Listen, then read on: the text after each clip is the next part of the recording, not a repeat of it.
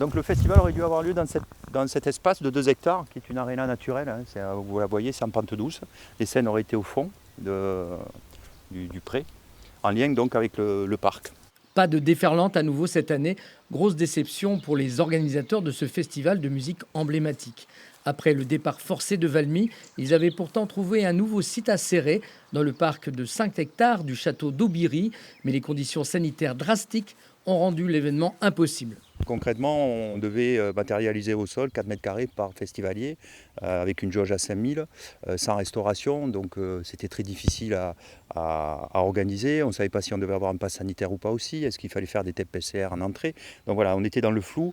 Pour les propriétaires du château, partie prenante de l'organisation des déferlantes, cela devait être une première. Vous êtes un peu déçu? Non, parce que j'avais pas fini de faire les travaux, donc ça me dérange pas. Ça m'arrange, moi, quelque part. Il vaut mieux attendre 5 minutes, il y a quand même une grosse pandémie, attendre, et puis l'année prochaine, ce sera mieux. Il faut être réaliste. À un moment, il faut mieux attendre que de vivre avec, entre les masques, tout le bins. À un moment, il faut mieux que ce soit une belle chose. Et pour le premier festival, c'est pas la peine de vivre quelque chose de petit, il faut que ce soit beau et grand. 17 000 tickets avaient déjà été vendus pour cette 14e édition qui devait se dérouler du 7 au 10 juillet prochain. Les organisateurs ont prévu de rembourser l'intégralité des billets.